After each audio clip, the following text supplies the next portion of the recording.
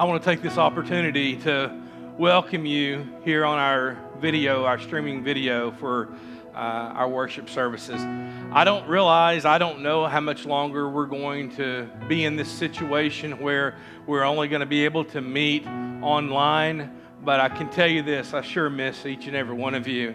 And I look forward to the day that we can worship together again in this room. But what I'm excited about is the videoing of these services is reaching out beyond the walls of this church.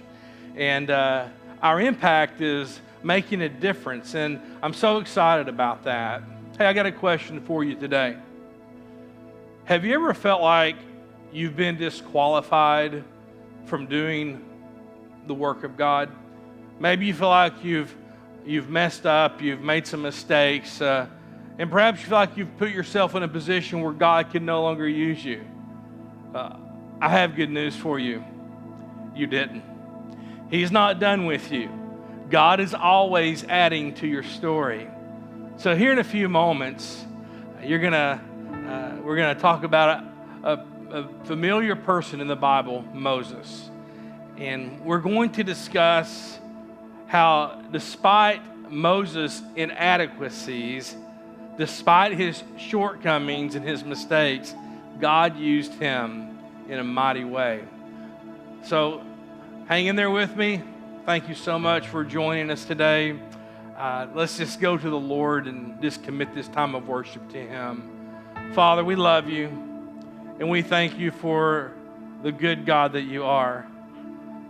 You're fully aware of what this world is going through right now, how a virus that we call Corona or COVID-19 has swept across the globe, and it's changed the lifestyles of so many people. God, it's changed the way we go to school. It's changed the way we go to work. It's changed the way we worship. But God, we thank you that it doesn't eliminate our worship.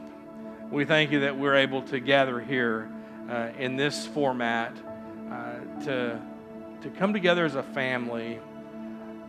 God, I pray for those who have been affected by the virus, those in our community, those in the state of Texas, in the United States, and around the world.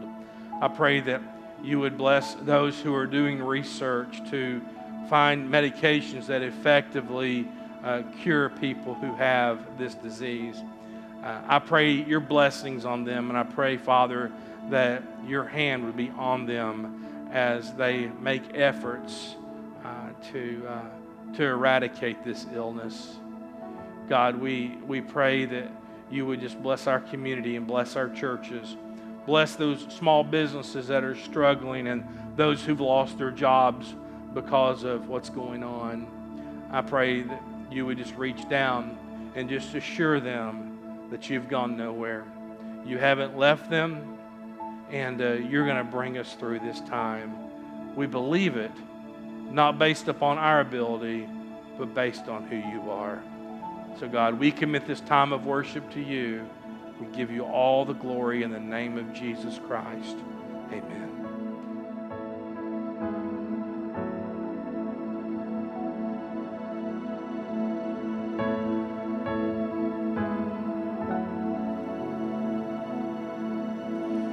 Grand earth has quaked before, moved by the sound of his voice. Seas that are shaken and stirred can be calmed and broken from my regard. Through it all, my eyes are on you. Through it all, it is well. Through it all, my eyes are on you, and it is well with me.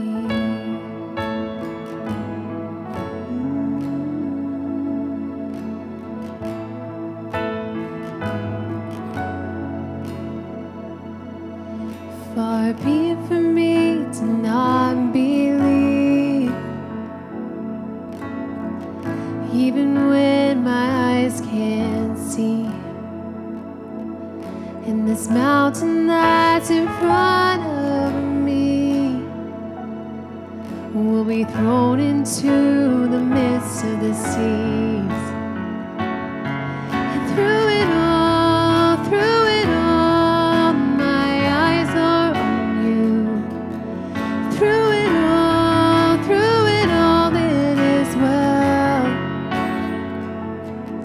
Through it all, my eyes are on you, and it is well. It is well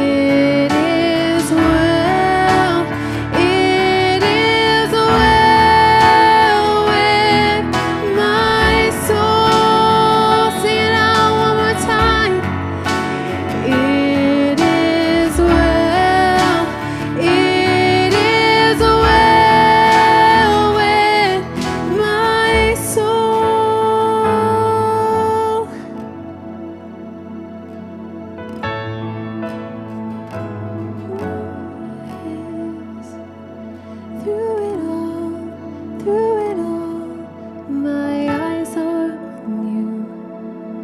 Through it all, it is well.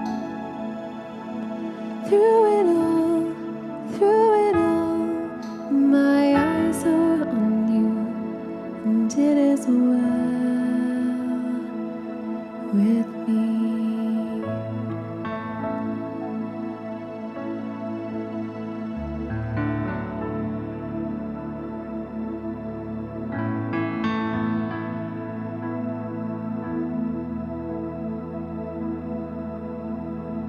What a friend we have in Jesus. All our sins and griefs to bear. What a privilege to carry everything to God in prayer. Oh, what peace we often forfeit. Oh, what needless pain we bear. Oh, because we do not carry everything to God in prayer. Have we trials and temptations? Is there trouble anywhere? We should never be discouraged. Take it to the Lord in prayer. Can we find a friend so faithful who will all our sorrows share? Jesus knows our every weakness. Take it to the Lord in prayer. We were promised tribulations. We were promised He'd be there. He is worthy of our praises every hour, everywhere.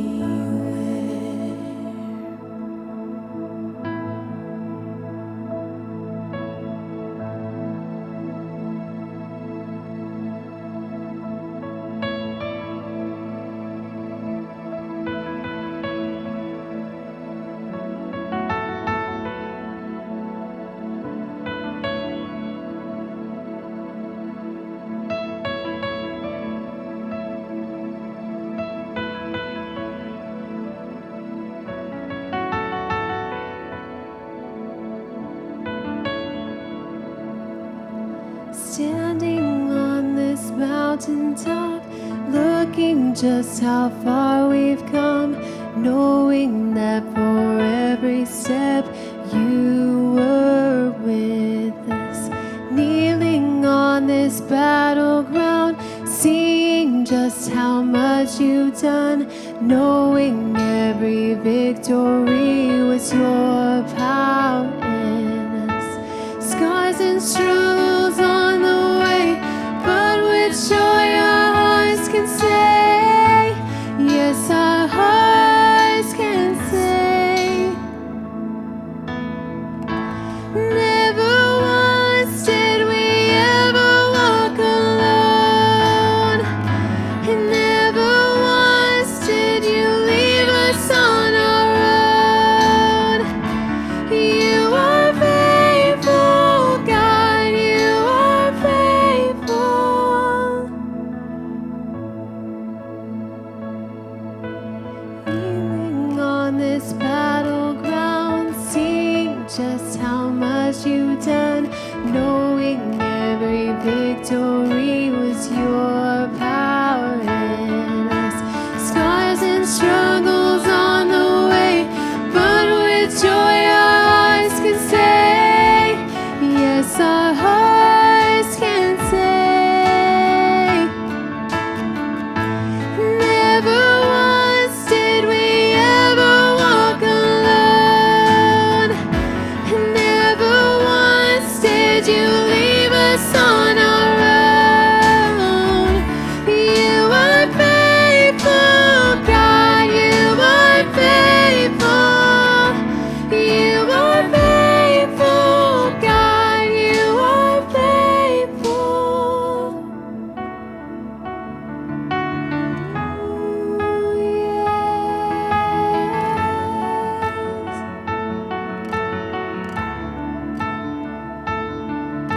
Scars and struggles on the way, but with joy our hearts can say, never once did we ever walk alone.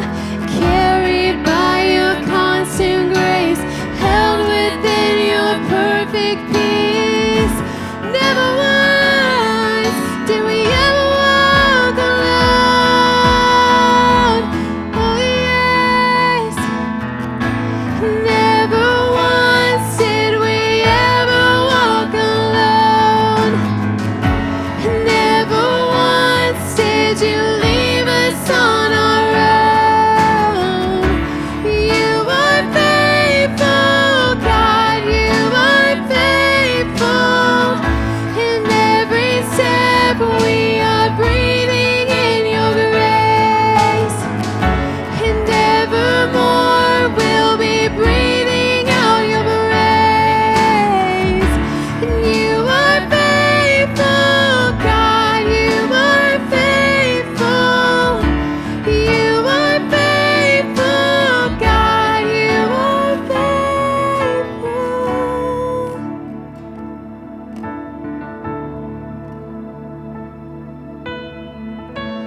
Never once did we ever walk alone. Never once did you leave us on our own. You are faithful, God, you are faithful. You are faithful, God, you are faithful.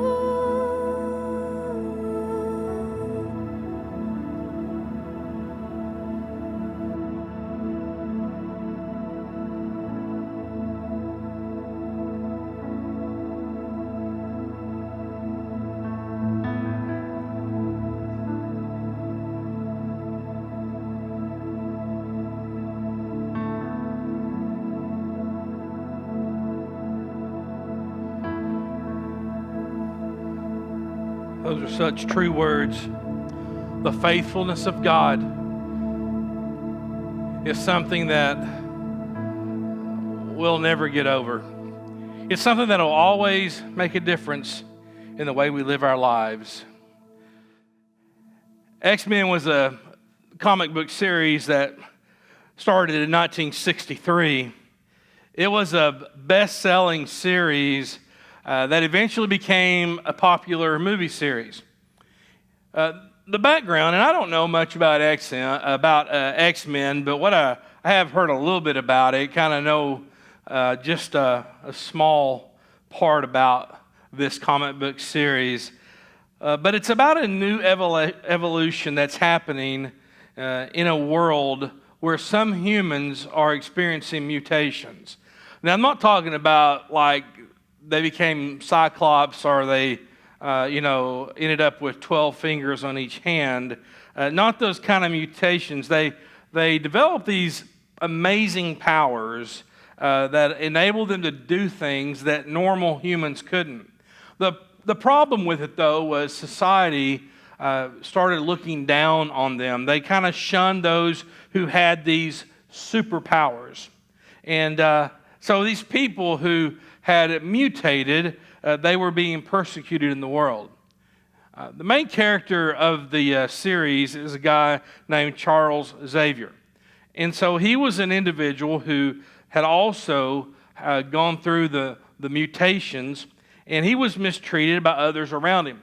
Now, instead of becoming bitter and angry at those who mistreated him, he decided that he was going to use his powers for good. He refused to become bitter. And so he used his powers for good, and he invited another mutant, a guy named Eric. And Eric was asked to join this individual who later becomes Dr. X. And he said to Eric, he said, "You have a chance to become part of something bigger than yourself."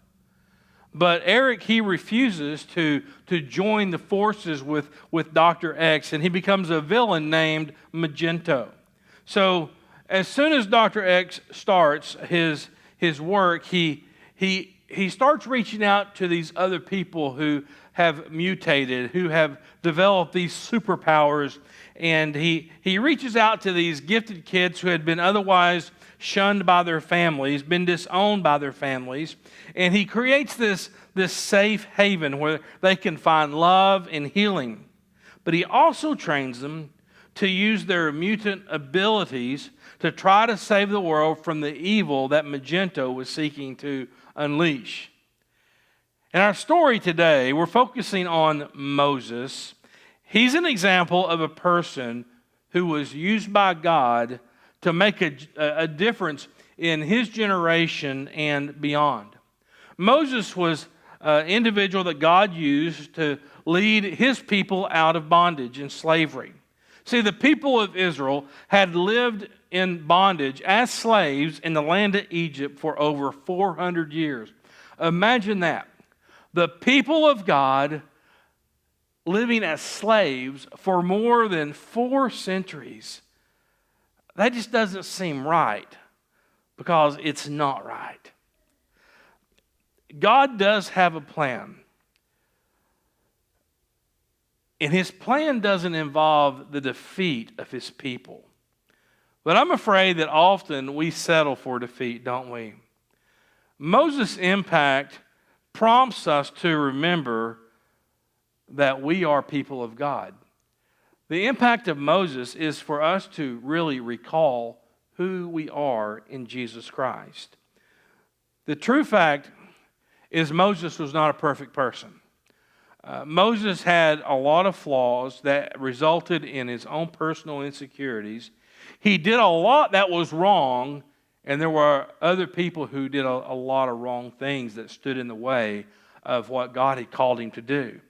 But Moses pushed through. Moses fulfilled what God had called him to do. And so we can look at his example and tell, what are some things that we need to do? What are some reactions or responses we need to give to the story of Moses? The first thing that I want to point out to you is when God puts his finger on you to fulfill his will, don't jump ahead of God. Don't jump ahead of God. Don't underestimate the importance of preparation. Don't take it upon yourself to avoid the process. Many of you, most of you probably know the story of Moses. The Hebrews, let's go a little bit of a backdrop here. The story of Moses is it starts when the Hebrews entered the land of Egypt when Joseph was second in command there. They came to Egypt to avoid the effects of a famine. And they were a very prolific group of people. The Jewish population grew by leaps and bounds. They were beginning to outnumber the Egyptians, and it got so out of hand that they eventually decided to control the Jews by making them their slaves. In fact, that didn't slow down the growth of the Jewish population in Egypt. So the Pharaoh, about the time Moses was born, he declared a law that all Hebrew boys should be killed at birth. And so the Egyptian midwives were required by the Pharaoh to take every boy that was born and slaughter that child. But the midwives couldn't do it. They resisted the order. And so when Moses was born, He was placed in a basket to protect his life, and he was floated into the Nile.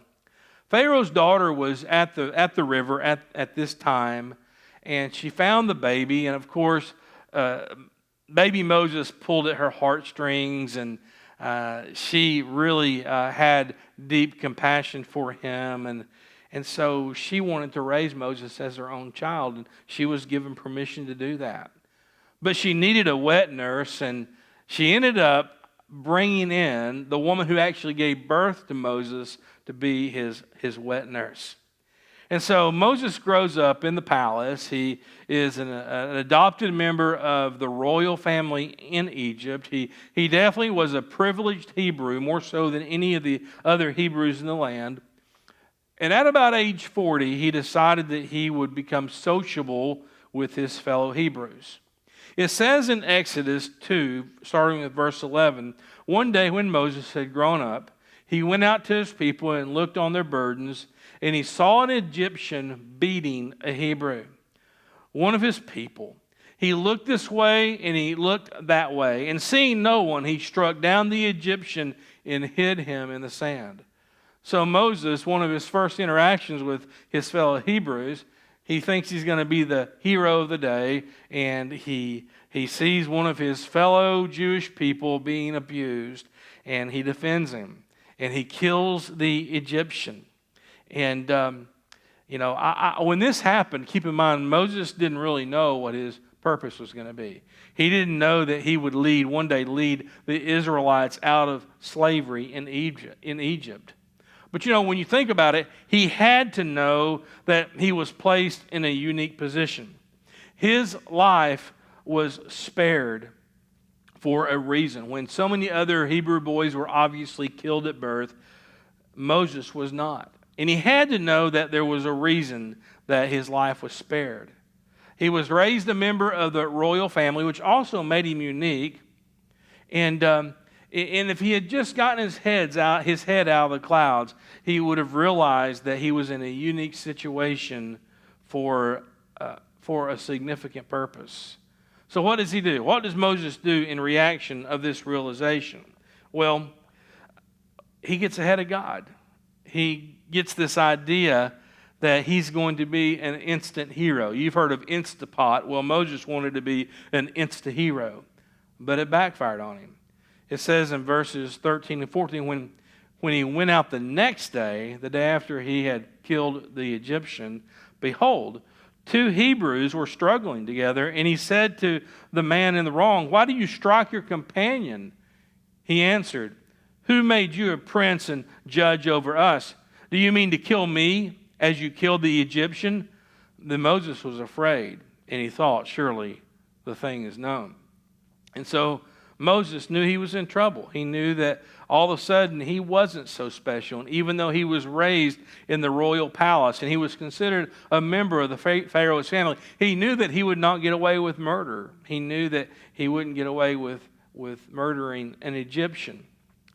Have you ever been there? No, I'm not asking you if you've ever murdered an Egyptian, but have you ever been to a point in your life when you feel that God wants to use you, but you don't want to practice the disciplines and you don't want to take the necessary steps that prepare you for that action?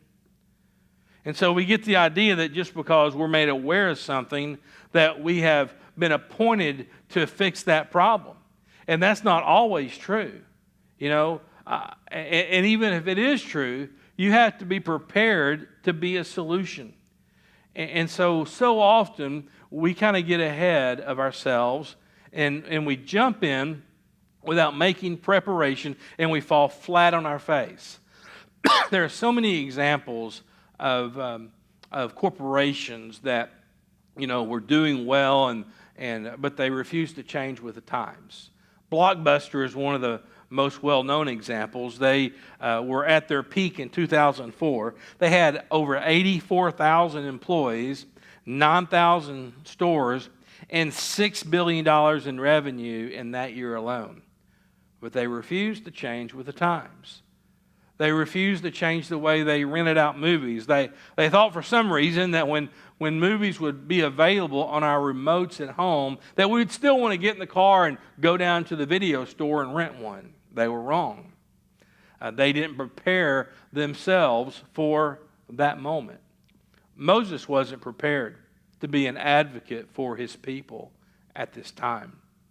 He jumped in to be a hero, and as a result of doing that, murders an Egyptian, and he knew he was in trouble. He knew that he would be prosecuted for what he had done. He may even himself be put to death for what he had done, and so he runs for his life.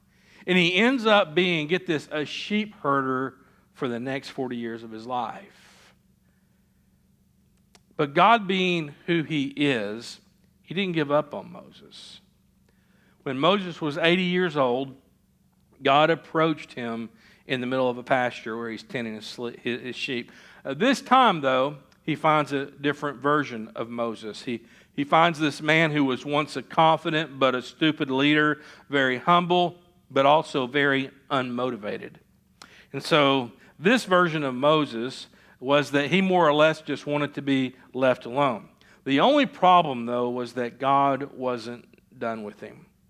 And so if you're dealing with burnout, if you're dealing with frustration, and you just wish that God would respect your privacy, understand, when you think and you hope that God is done with you, he's always adding to your story. Even though you may not be interested in it, he's always adding to it. And so, second of all, we see here that when God appoints you to a purpose, don't turn him down. God's purpose, what was it? Well, at that time, it was what it still is today. And that is to set us free from bondage. God had heard the Hebrew cry in their slavery. He heard his people begging that he would rescue them. In verse 24 of Exodus 2, it says, God heard their groaning and God remembered. And then verse 25, it says, God saw the people of Israel and God knew. And the chapter ends right there. God knew. What did he know? God knew the suffering of his people.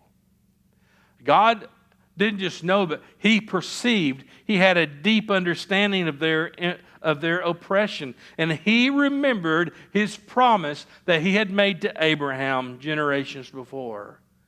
So is God forgetful? Is he suffering from a disease that takes away his memory?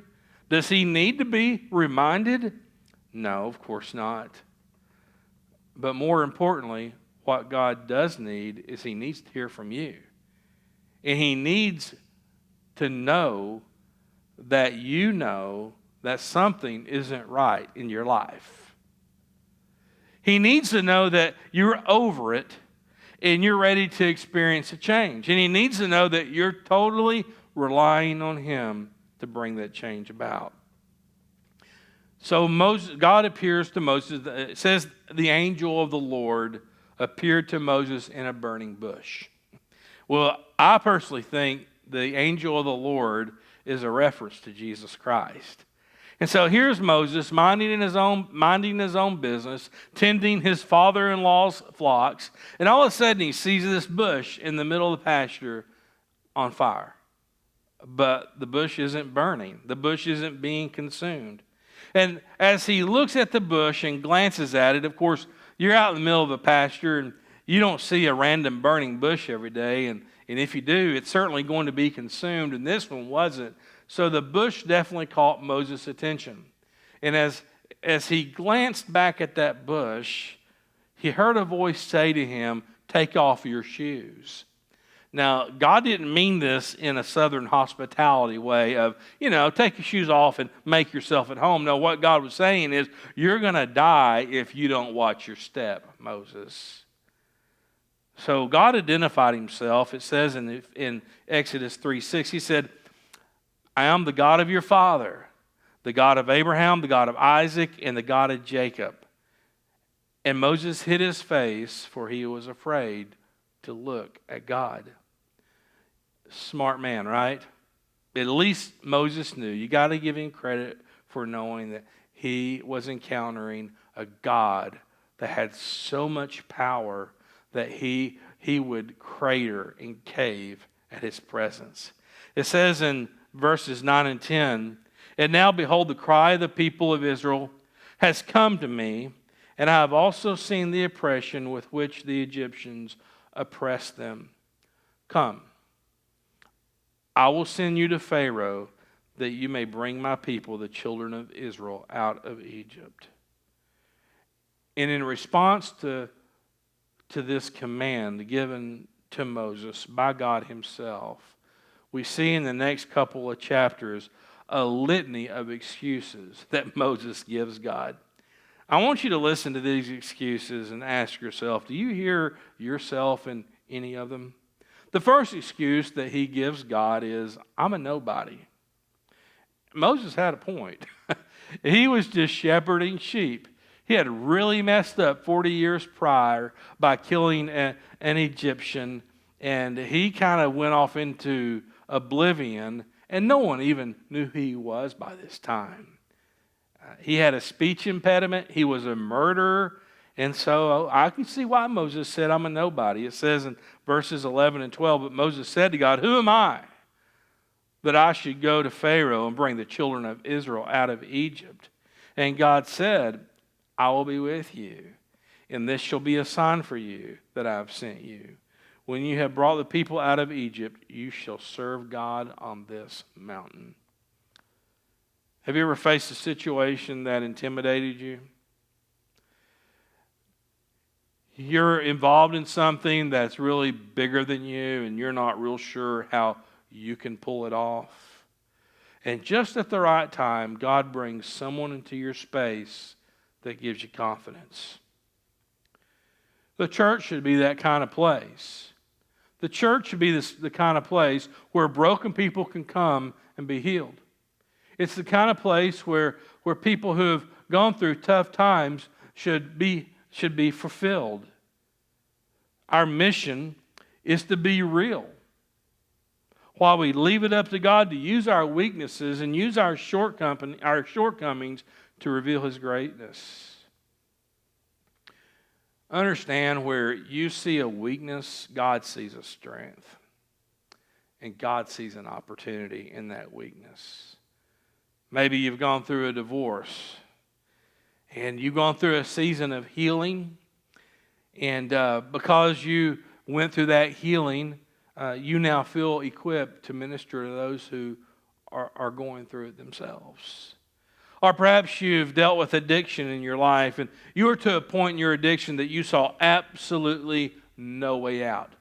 In fact, you were so deep into that addiction, and you were so hopeless that you really didn't want to live anymore.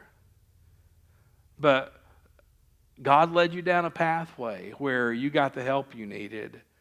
And you had people come into your life who encouraged you and convinced you that you could get through it.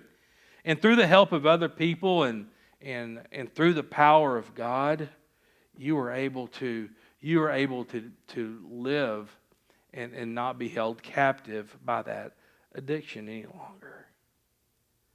And because you've gone down that pathway, you're now prepared to lead other people through that pathway to recovery. And now you can tell others about the power of God. Perhaps you've dealt with depression, and you're a living testimony that God is gracious, and He's able to get you through that level of struggle. And I don't know where you are in that. I don't know if depression is something that God has delivered you from, or if it's something that you continually deal with, and God may deliver you from it. He may not. He may not take that depression away. But understand that God can, and God will give you the tools that you need to actually find the beauty in your condition. So first of all, we see that his first excuse was, I'm a nobody. And the second excuse is that he gives God is, I don't even know who you are. We see in verses 13 and 14 that Moses said to God, if I come to the people of Israel and say to them, the God of your fathers has sent me to you, and they ask me, what is his name? What shall I say to them? And God said to Moses, I am who I am.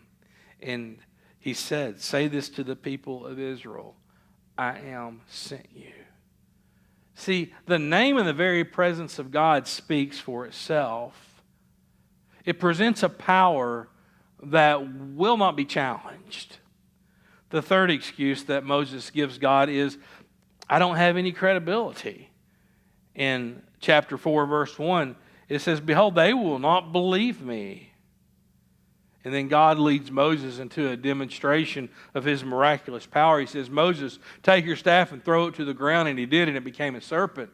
And then God said, grab the serpent by the tail. And he did it, and it became a staff again. Then he said, Moses, take your hand and put it inside your cloak and pull it back out. And he did, and his hand had leprosy. And God said, put your hand back inside your cloak. And he did, and he pulled it out, and his hand was well. There was no leprosy any longer. And God was demonstrating to Moses his power. And so he said to him in verse 5, that they may believe that the Lord, the God of their fathers, the God of Abraham, the God of Isaac, and the God of Jacob, has appeared to you. So what God is saying is, just as I've proven to you that it's me, that I am the I am that has appeared to you, the people of Israel also know that they're dealing with me and that I've dealt with you through the miracles that I'll work. And boy, did they see miracles, right? So many of them. The fourth excuse that Moses gave God was, I'm just not blessed with a lot of ability. I'm not capable of being used for such a high calling. It says in chapter 4, verse 10, but Moses said to the Lord, oh, my Lord, I'm not eloquent, neither in the past or since you've spoken to your servant, but I am slow of speech and of tongue. And the Lord said to him, who has made man's mouth? Who makes him mute or deaf or seeing or blind? Is it not I, the Lord? Now therefore go, and I will be with your mouth and teach you what you shall speak. And so Moses gives God a fifth comeback. It's a rebuttal. It's not really an excuse. It's a rebuttal, and it's not an excuse. It's a cop out. It says in verses 13, it says, but he said, oh, my Lord, please just send someone else. Moses was out of excuses, and what it all came down to is he just didn't want to do the work. He didn't want to fulfill the call. But how did God respond to that? It says in verse 14, then the anger of the Lord was kindled against Moses. So what can we learn from this conversation between God and Moses? Well, the takeaway for me is God has an answer for all my excuses. But the one thing that God can't work with, the one thing that God won't tolerate, is an unwilling spirit. God will reveal himself to you in your own insecurities. He will reveal himself in your shortcomings. But the one thing that he can't work with is unwillingness. I remember when our youngest daughter, Lydia, started playing softball when she was 5 years old. She had never played softball. She was totally unfamiliar with it, and she definitely did not want to get out on that field. Wasn't interested at all. And so when it came time to start and the coach called the players out to the field, she squalled. I mean, she cried so hard. She cried like a baby. Well, she was a baby. She was 5. And I bribed her to get her out on the field. And we got her out on that field, and then she had a good time. She enjoyed it. But a lot of times we cry and we squall and we want to sit on the bench. Not because we feel inadequate, but because we just don't want to get involved. God knows that if you can just walk into an arena of ministry, God knows that you'll be glad you did. So don't jump ahead of God, and definitely don't turn God down. Third of all, when God appoints you to a call, don't expect it to be easy. You see, there wasn't exactly a lot of cooperation when Moses stepped out and finally agreed, I guess reluctantly, to obey the Lord. We think that, I'm just going to fall into God's will and everything's just going to flow in life. Think again. That's not how it happens. That's not how it works. Living in God's will doesn't mean that you're going to live a life full of affirmations. It doesn't mean that everyone's going to appreciate you for the work you do. It doesn't mean that life's just going to be a lot of fun. You see, Moses' big hurdle, his first big hurdle was a big one, and it was Pharaoh. Because Pharaoh wasn't open at all to releasing the people of Israel. It says in chapter 4, verse 21 of Exodus, "And the Lord said to Moses, when you go back to Egypt, see that you do before Pharaoh all the miracles that I put in your power. But I will harden his heart so that he will not let the people go." And so that's exactly what happened. God approaches the Pharaoh and he says, God told me to tell you that you needed to release your slaves. You need to let the Hebrews go and allow them to sojourn into the promised land of God and worship the Lord their God without the bondage of slavery hanging over them. And Pharaoh wasn't interested. He wasn't willing to let the people go. And so that unleashed a series of plagues upon Egypt. There were 10 of them. Water was turned into blood. There was a frog infestation. There were gnats that were as thick as the dust. There were flies that came in and just ruined Egypt. There was the death of all Egyptian livestock. Their horses, donkeys, camels, herds, and flocks were all killed. But all the livestock of the Hebrews were spared. There was a plague. The sixth one was that every man and beast was covered in boils. And number 7, there was an unprecedented hailstorm. The hailstones were so big that anyone that was outside when it occurred were killed by the hailstones. And the hail also stripped all the vegetation off the trees. All the crops were ruined. And then following the hailstorm, there was an infestation of locusts. And the locusts were so thick that you couldn't even see the ground. And they ate what was left over of the vegetation destroyed by the hail. The 9th plague was there were 3 days of darkness. And the 10th plague was the breaker. It was the backbreaker. It was the death of every Egyptian firstborn son. And get this, the firstborn of their cattle as well. But Pharaoh, he wasn't Moses' only obstacle. Moses also had to deal with the very people who were released from slavery. They had witnessed the power of God in so many ways. They saw the power of God in the plagues and how all of Egypt was affected by them, but they weren't. They saw the power of God in that the Pharaoh was finally brought to his knees and agreed to let the people go. They saw God's power in the separation of the water of the Red Sea. They saw the power of God in manna, and God even brought steak and something more than manna from heaven. God had revealed himself in so many ways. But it says in Exodus 16, verse 2, "And the whole congregation of the people of Israel grumbled against Moses and Aaron in the wilderness." People just haven't changed much, have they? Some of the Israelites, they wanted to go back to Egypt. They said, well, if we go back to Egypt, at least we know where our next meal's coming from. At least we'll know where At least we know that we can go outside to the well and draw water. And someone wanted to just set up a permanent camp right there in the wilderness and forget about the promised land. They wanted to forget about God's covenant with Abraham. Why do you think Moses chose such a challenging life? Well, I know it doesn't look like God gave you much of a choice, but I want us to go to the book of Hebrews, chapter 11. Hebrews 11 is what we call God's Hall of Fame of faithful people. And this is what it says about Moses in Hebrews 11:24. By faith, Moses, when he was grown up, refused to be called the son of Pharaoh's daughter, choosing rather to be mistreated with the people of God than to enjoy the fleeting pleasures of sin.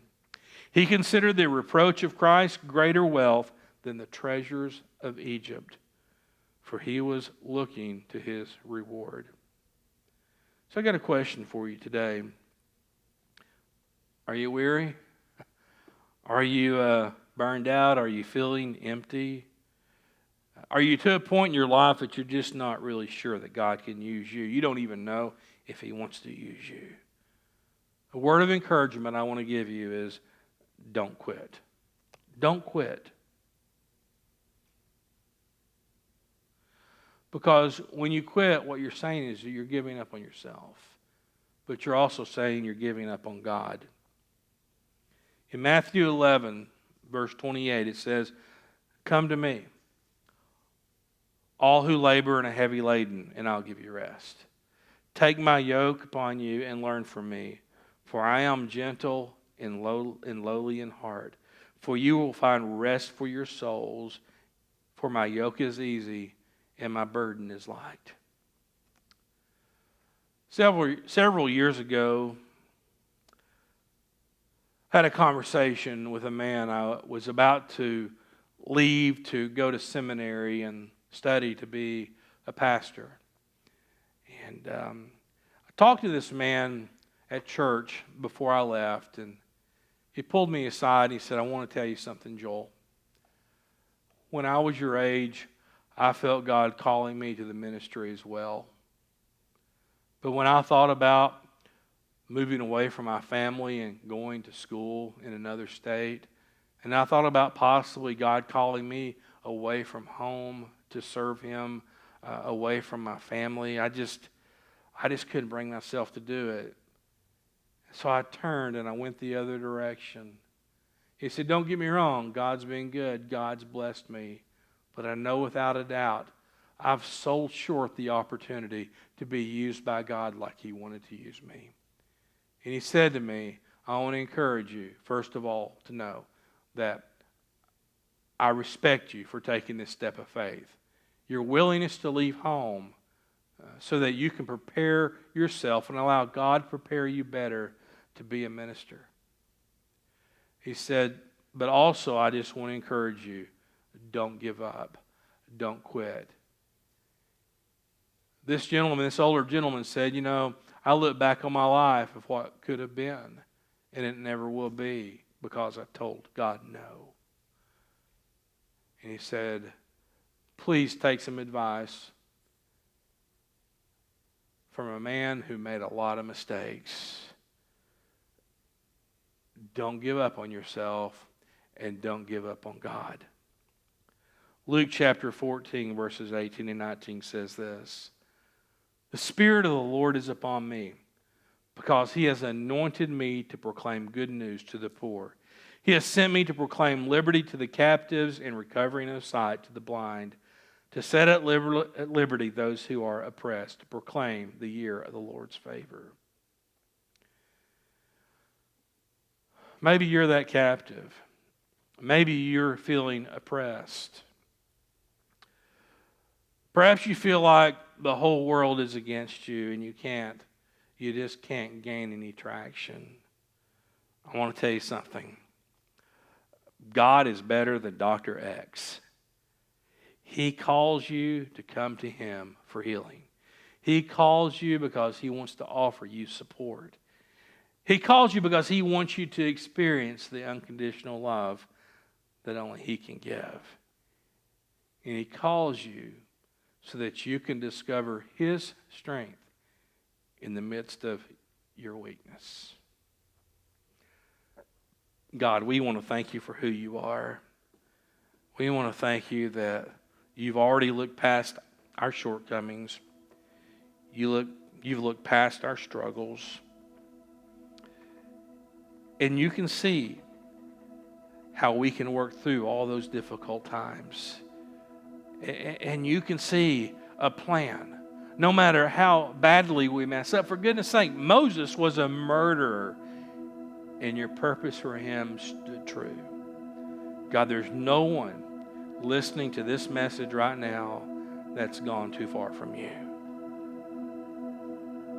Father, my prayer is that we would have the courage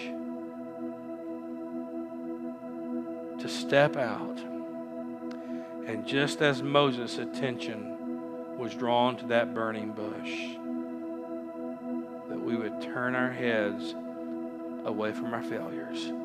We would turn our eyes away from our struggles, and we would look at Your presence, and we would just trust You. We would trust You to restore us so that we could remember who we are, children of the Most High King. God, we're members of Your royal family. I pray that we would stop choosing the life of a pauper, and we would start insisting upon living in the glory of Your presence. God, restore us. Restore our purpose. God, bless us as we continue to worship You, and knowing that You are a way maker, and You have a plan for all of our lives. In Your name we pray. Amen.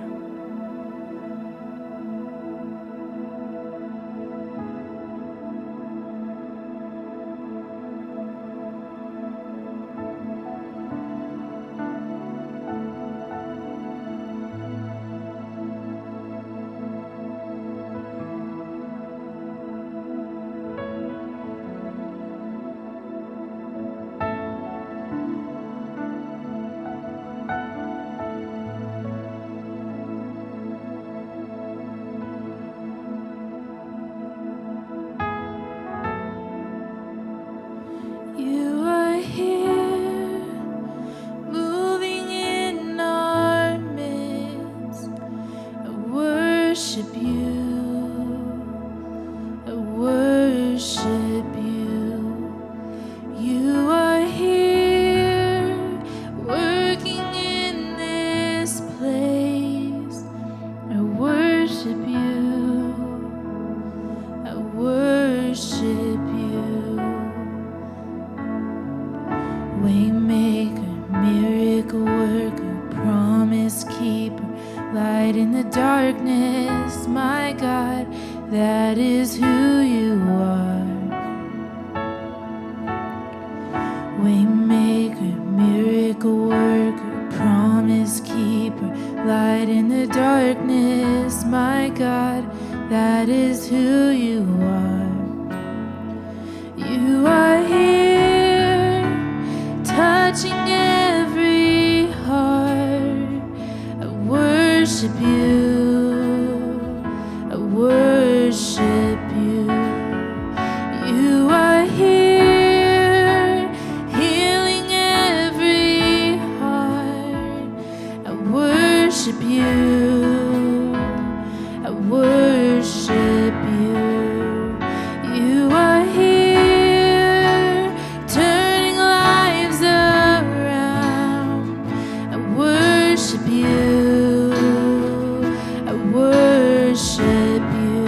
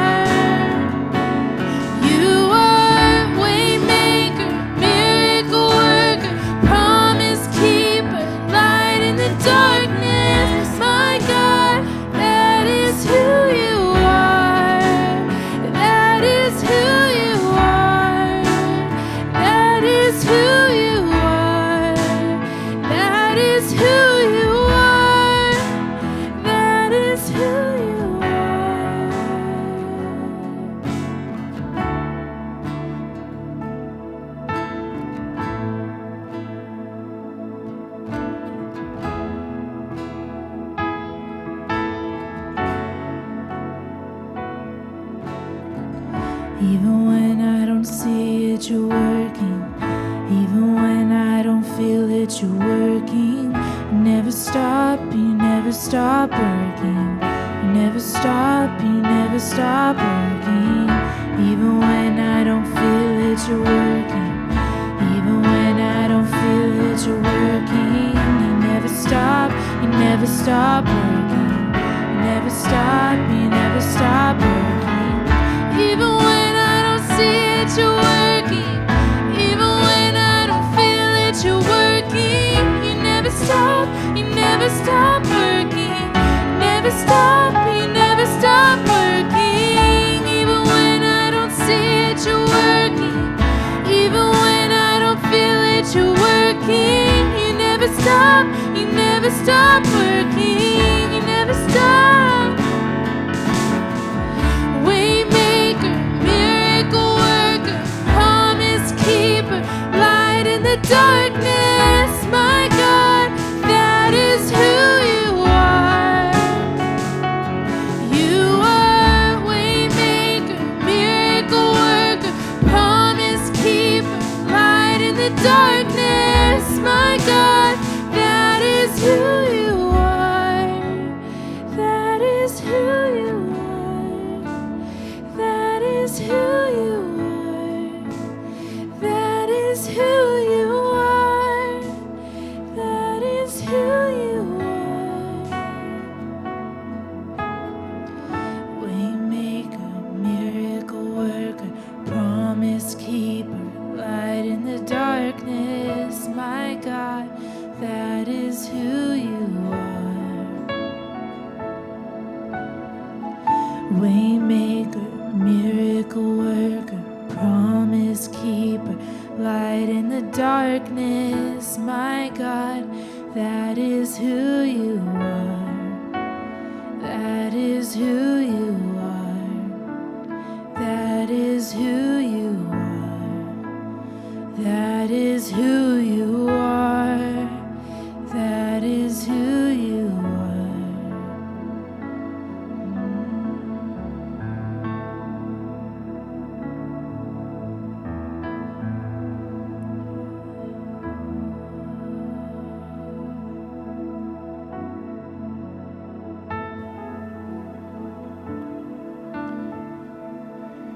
Yes, He is a way maker.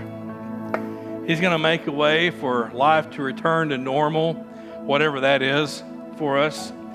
And most importantly, He's going to make a way to bring your life around to a purpose, to a reason for living.